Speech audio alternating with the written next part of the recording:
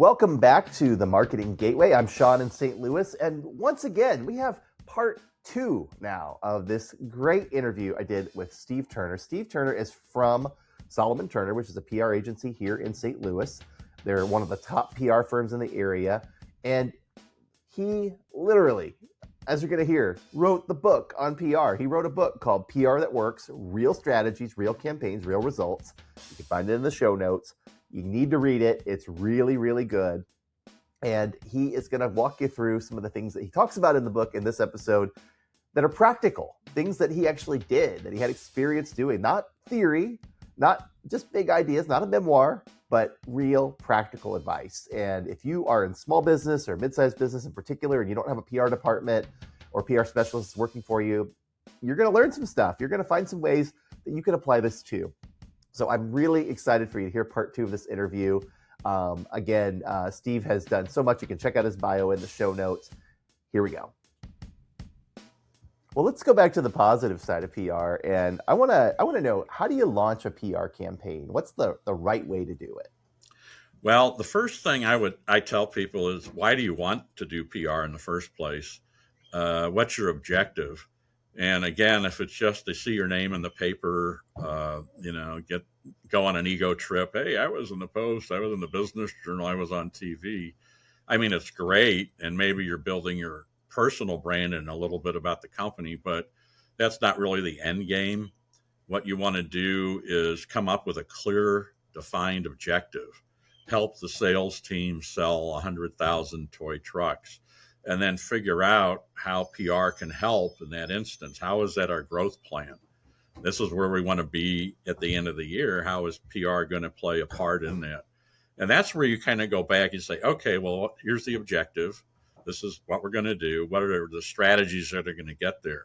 All right, number 2, who's the audience? Who are we trying to reach? We want the end user of those trucks. So those are going to be parents of young kids for the most part, right? So how do we reach them with our message? And then that is the third part, is the message of how are these trucks great? Why should they buy them? And how are they different than all the other products that are out there? And number 4 is the delivery system. Which medium or mediums or media is best to reach these people? Is it social media? Is it reels on Instagram, on Facebook and things like that? Is it TV? Is it trade journals? Well, there's probably a little bit of an audience for all that stuff. And so you kind of put that together. And then the 5th piece of that is measurement. How do you measure it to make sure it's working? So in the case of, let's just play out this toy truck scenario a little bit, which I think I talk about in the book. Mm-hmm. So you can do a lot of things. Maybe you bring in focus groups with kids to play with toy trucks and see what they think. And maybe after a while, you start getting positive vibes. So you do it again and you invite TV cameras in to film some of this, or you film it yourself and you put it up as video. Hey, kids love our trucks, and get that out there. And then you invite trade journals to talk about your company. We're in the toy truck business. We've been doing this for 20 years, kind of thing. Well, they start talking about the history of the company, the CEOs. So you start getting some trade journal talk, and then maybe you kind of pitch those stories to the daily newspaper and then the local business journals and things like that. And then if you've got like phenomenal growth or a really great angle on this, maybe you could pitch it to national journalists. So you rise above with maybe the Wall Street Journal or the New York Times or somebody like that. And so you keep playing it out that way. And all of a sudden, working with the people that are actually, designing the trucks and doing all these things, you can really escalate this. And that's where PR would come in. So you can get all kinds of stuff, maybe do a special event, maybe, have a toy store take your toy trucks out, or a Walmart or a Target or something, and have a special day, a special place in the store. We've got these new toy trucks coming in. It's Kids Day. Let's play with them. And you could videotape them. You get the TV stations. I mean, there's all kinds of things you can do that you can't do with advertising. So if you have that objective, that's number 1. And that's the most important part. You really need a reason why you're doing this, as opposed to just doing it. And, we'll throw some stuff against the wall and see what sticks, which a lot of companies do. But if you have that good thought out strategy and the right objectives, it's good. And then the measurements, the thing where everybody says, well, what's the ROI on something like this? Well, if you do it right, you'll have a good ROI and you can tell. And if you're in the toy truck scenario, you can see if the trucks are selling or not. And if they are selling well, maybe you put more money into this thing. Maybe you look for some different angles. If they're not, let's adjust and figure out some other strategies. Maybe this, and this aren't working, or we're just getting, lukewarm response. Let's figure out something else where we can get more media aboard to make this thing happen. If you could do that and measure it, then you'll get a much better return on investment. This was our objective.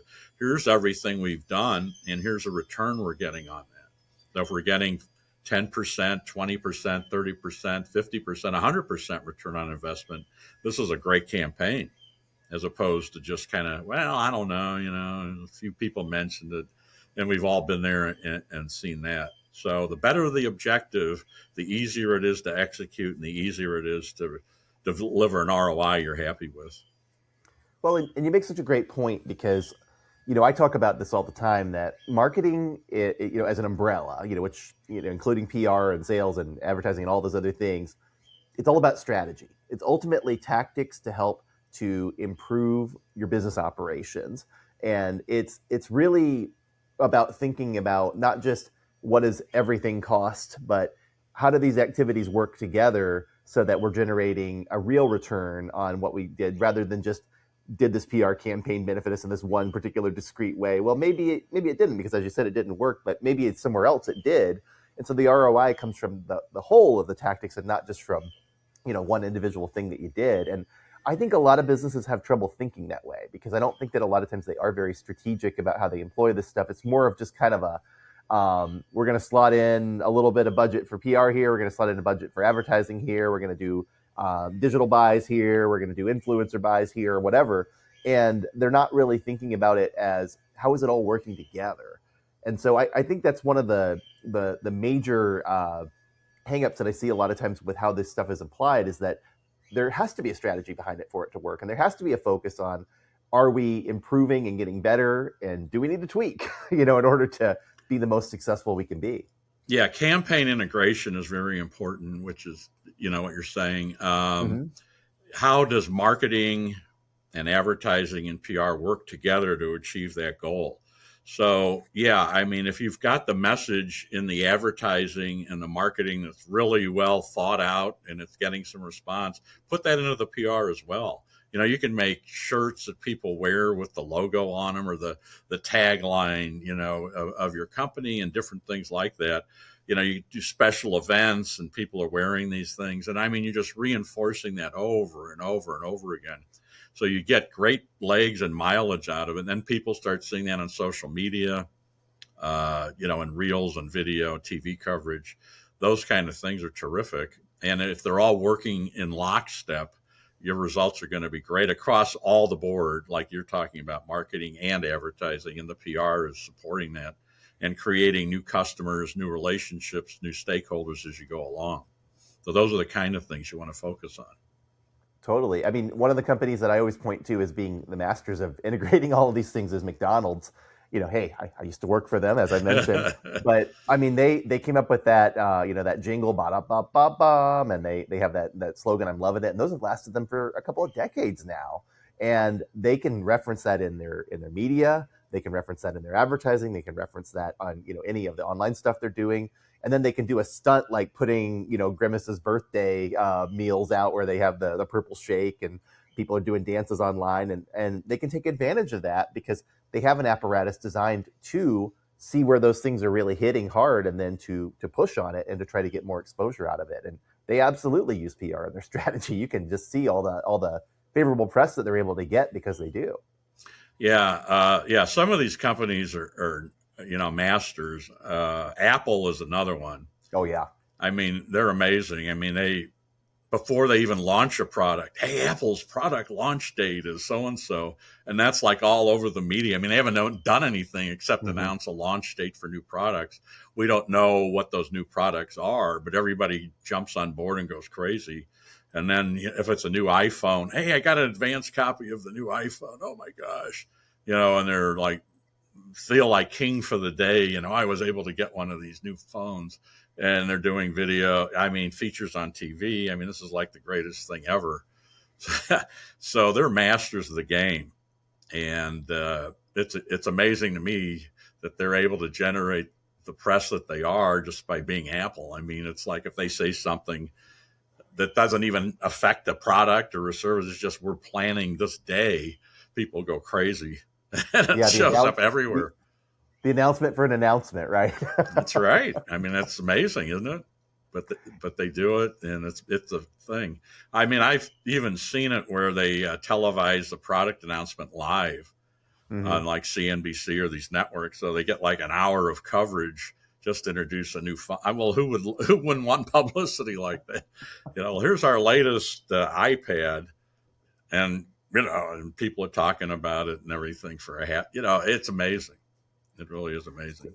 So everybody wishes they could be Apple or, McDonald's or any of these other large companies, but a lot of smaller businesses, they don't have the same kind of budgets. They don't have the same kind of departments and resources that these larger companies have. So how can they get the attention of the media and get some publicity? Yeah, I think we tell people to start small and think about what you have asset-wise in-house to get some things going. There's some real easy things you can do. For example, the Sunday paper has people in business. So if you hire somebody, it's free, doesn't cost you anything. Put a few lines together with a photo and send it to the business department at the Post-Dispatch, and it'll show up there. If you want to spend money a little bit, the Business Journal kind of has that, and they'll do more in depth on the new person. So there's easy things like that you can do. You could hire a freelancer if you don't have anybody on your team that understands PR to do some writing and put together kind of a mini campaign to get things going. Maybe there's some trends things coming up on the editorial calendar of the Business Journal or something. Maybe you're doing something internally that's really creative and different that might catch the eye of a TV producer. And, they can make those connections for you and send out some stuff. Maybe there's some trade journals for your industry. If you're a business to business type product, maybe they can connect you with editors of some of those trade magazines for your business. So there's a lot of different angles. It doesn't have to be a major thing, but start small. Why are you different? Why are you in business in the first place? What is your main differentiator between you and the competition? And if you can discuss that and say, okay, let's start there. And let's put a campaign together that kind of hits those highlights, those points. How are we going to do that? Well, that's where you bring in an agency, a small agency or a freelancer or somebody to help you through that and get those things documented and then kind of work the campaign from that. So you take small steps, you do easy stuff first, and then you start building on that. One thing that's kind of cool that we've had some success with is the Business Journal has a St. Louis character section, and I think most of the business journals have this, where they focus on one person, and it can be a very small business. Maybe it's only one or two people in the company, but the person that owns the company does some really cool stuff, like they're an airline pilot on the side, or they're a award-winning yoga instructor, different things like that. So they can jump on that, and you get like a 2-page article in the Business Journal. And that doesn't cost anything. That's just pitching and having the right ideas that they're looking for to get in there. And that's phenomenal PR. I mean, that's great. So it's little things like that you can do. There's also a lot of digital magazines that don't charge anything. And there's a lot focused on St. Louis Voyager is one. We've been featured in that. And there's probably 4 or 5 of those. Yeah, I mean, you can say, well, the readership's real limited. True. But then you give those legs by putting all that stuff on your social channels. And you get a live link on Google and Bing and all these other things. So there is a search engine benefit to that. So people Google your company and they see 20 places where you got all this. Wow, these guys are pretty good. Look at all this coverage they got. Even though they may not be known media outlets, at least it's out there and people are writing about you. So that's really cool. So yeah, those are some simple things that doesn't cost too much to get involved. Just somebody that knows how to write stuff and knows how to pitch it to the right people can take you a long way at limited Yeah. cost. And then you can Well, and build from there. Yeah. yeah, and I think you make a great point too that a lot of these things they're very inexpensive or they're free. If you've ever read the Business Journal or ever read the Post Dispatch or anything and wondered how those people got featured, it's a lot of times because they sent them something to print. They didn't just pick them up out of the blue and say, "Oh, hey, this happened at this small business. I heard about it. We should run an article on it." Somebody sent that to them. Somebody made them aware of it so they could print it, and they probably even had a mechanism through which you could send that information so they could put it in their publication. So a lot of times I think a lot of small businesses kind of think, oh, poor me, nobody's covering me, nobody's talking about me because I'm just too small. Well, yeah, but you have to talk about yourself in a way that gets them to want to talk about you. So that's really the key, is beginning that, as you said, starting small with what are some things we can do that we can get our name out there a little bit more, that are inexpensive or that just rely on a freelancer. And then can we scale up? If we start to see a good ROI on it where it's getting us some return, can we start to move up and do a lot more with it? Because maybe we do have a great story to tell that we're just not telling very effectively. Yeah. Another tactic, and this is another PR thing, is you can post news releases with live links. Some of that stuff is free. Some of it there's a small charge, but at least it'll improve you in Google search and get some things out there for you with live links to your company or the type of industry you're in. So that can be a benefit, and it's very low cost. So that's another tactic to take. And then you kind of have to look around. We work with a interior designer that's a specialist in window treatments in Scottsdale, Arizona. And in our research, we found that there is a publication out there that will cover local Scottsdale businesses and do feature articles on them at no charge. Well, this was ideal. So we had her in there twice now. And, really like full page articles, a big picture, the whole 9 yards, which Wow. is great, which you wouldn't think about, but it's out there. You just have to do the research and, look around the market. One thing, and we don't have this so much in St. Louis right now, but I've been researching Kansas City for a client, and there's a lot of pop-up digital newspapers that are starting to come out there. So when you have a gap, like the Kansas City Daily newspaper really doesn't do much with business anymore. There's always a gap in there. And you have the Kansas City Business Journal, obviously, and they do a pretty good job. But beyond that, there are all these like Kansas City Here and all these things that are starting to pop up. And eventually those are going to be opportunities for you to get articles in there at little charge, if no charge, and get them to talk about your company. And over time, they're going to start developing audiences. It may not be thousands and upon thousands of people, but there could be a nice niche audience that goes for this stuff for free. And so they're filling a gap between not having, with limited business information to having a lot of business information. And I think people will migrate to those kind of places eventually. So it's interesting. The more the big boys kind of merge and purge and do all these things, the more opportunities there are for smaller players to come in and start making a place for themselves and offering things that fill the gap between what the newspaper used to be to what it can be now on a digital level. So keep your eyes peeled for those kind of opportunities. Just a few weeks ago, I was at one of the breakfasts for the St. Louis AMA and American Marketing Association, for those that aren't familiar. And somebody was there who had just started a kind of pop-up paper in Washington, Missouri, which is just on the outskirts of the St. Louis area. Really was no news serving that area, and so they decided to start it. It's all online right now, but these things are coming up, and I wasn't aware of it until I met her.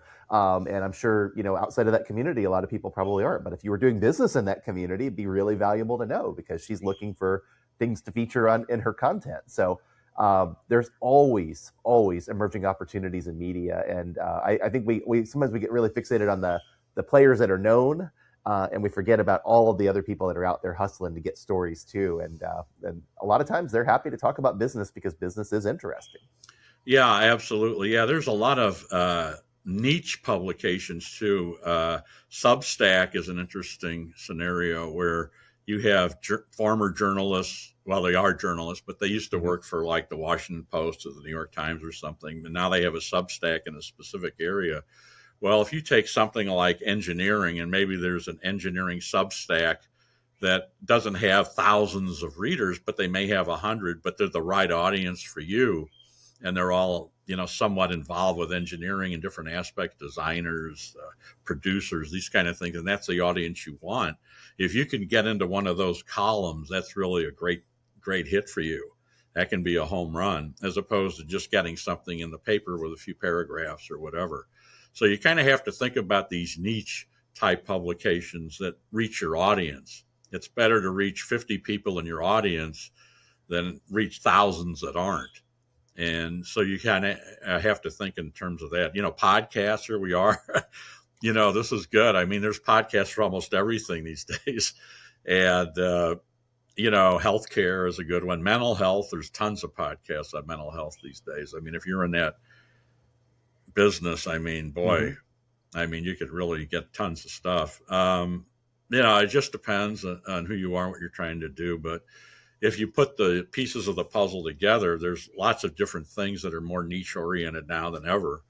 And you just have to spend the time, do the research, uncover them, and figure out what's going to serve you best for the people you're trying to reach, your message, your credibility, and the eventual return on investment of your time and money at the end of the day.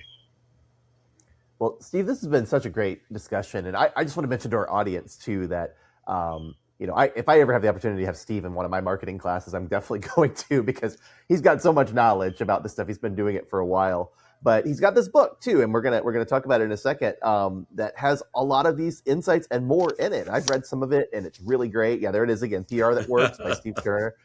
Steve, I ask everybody to plug something at the end of our show. So let's talk about your book for a moment. Where can people find this book? So we have it in paperback and Kindle at Amazon, and you can find it. I know it's at Barnes & Noble online and probably a few other places. But Amazon's the main one. If you subscribe to Amazon, by all means, get in there and grab it.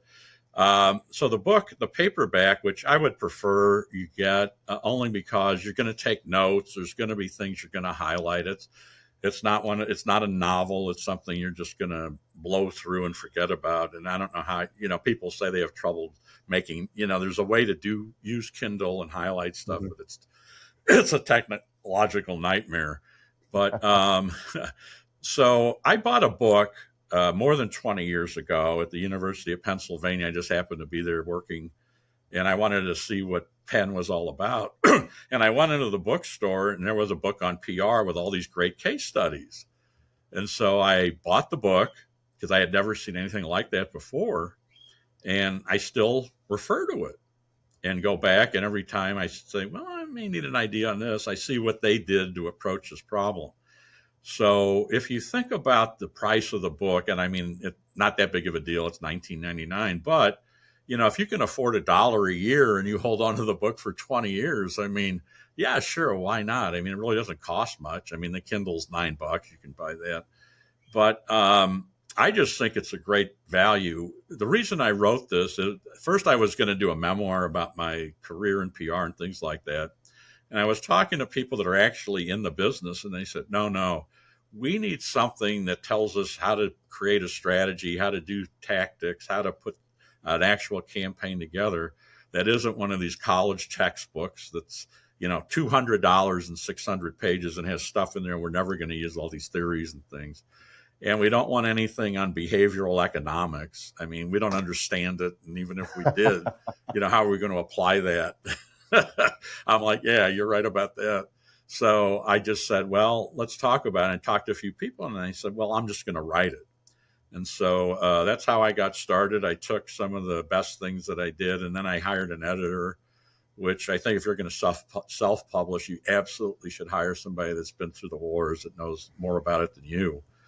And she just really, she cracked the whip and took out the chair and said, okay, this is what we're going to do. And we, the stuff I had, we put our heads together and we worked a lot of it. And then she came up with some things and I added to it. And at the end of the day, I think we have a really nice book with not only 28 strategies, but 14 case studies. which I think are really the meat and potatoes of the book. There's things, if you get stuck, if you're planning a campaign, you can go back and research all this stuff or look at the book and say, okay.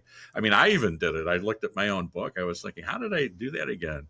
I mean, there's stuff here about classic car dealer, about a book promotion using podcasts and other things. How do we promote this book about Jeeps? And how we found these groups of Jeep owners who were a cult among themselves on Facebook and started promoting the book to all these Facebook groups.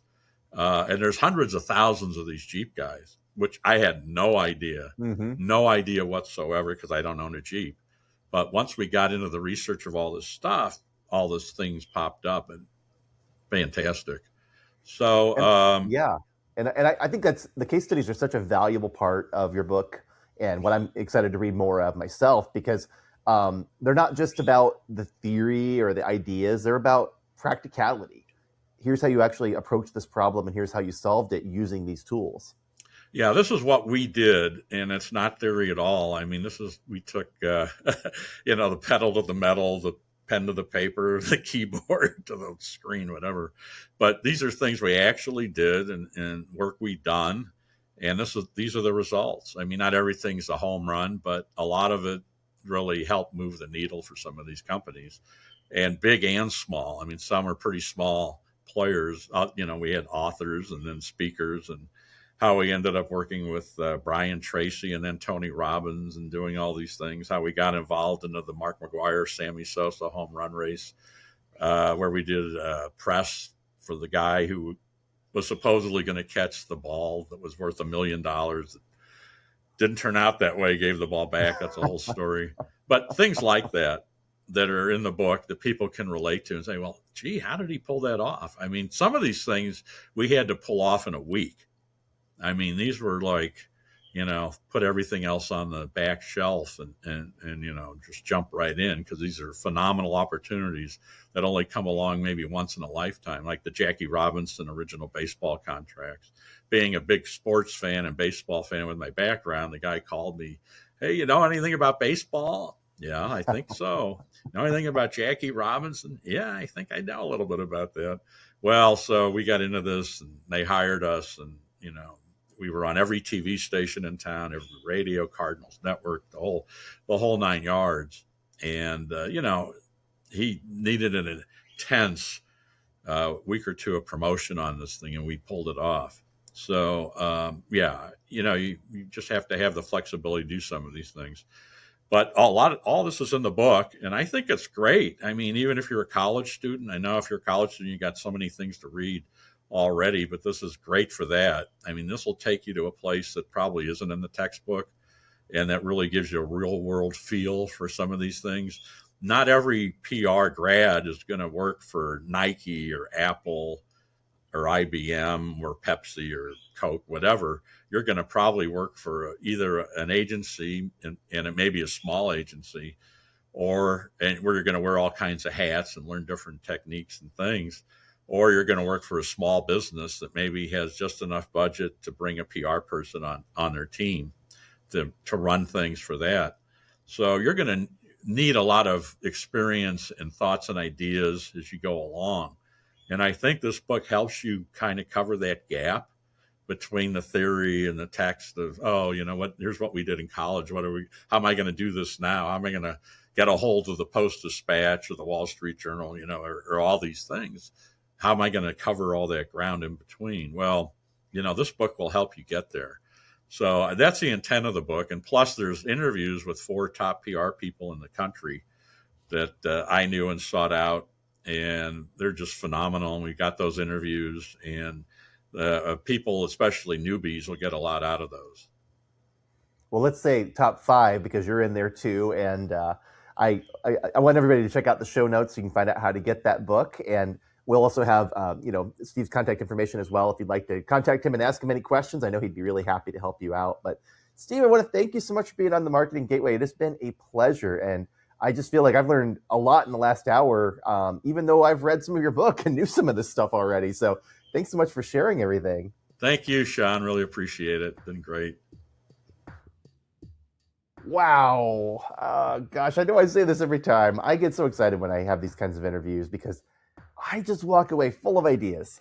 I love talking about PR because it's one of the areas of marketing that we don't talk about enough when we're training students and getting them ready for the world, at least on the business school side where I teach. So I am so excited that we have this great interview to share with you, and I hope you enjoyed it. I hope you enjoyed Steve. And by the way, I hope you will check out his book because it's in the show notes. His bio's there too if you want to reach out to him. But his book is great. It's inexpensive. It's very readable. Chapters are nice and short, so you can just read through them a little bit at a time. But you will get so much out of it. I know I did. And guys, I just want to say we are so excited to have guests like Steve Turner on who know their stuff and who can talk about not only the great marketing we're doing here in St. Louis and PR as well, but also just the wonderful minds that we have here that are contributing to businesses around the world from St. Louis. It's so exciting. So if you know of anybody that is local to the Midwest or to St. Louis that would like to be on the show, please send them our way. We'd love to have them. I'd love to interview them and share that interview with you. But in the meantime, I hope you'll be back for our next episode. I am Sean in St. Louis. This has been the Marketing Gateway. We'll see you next time.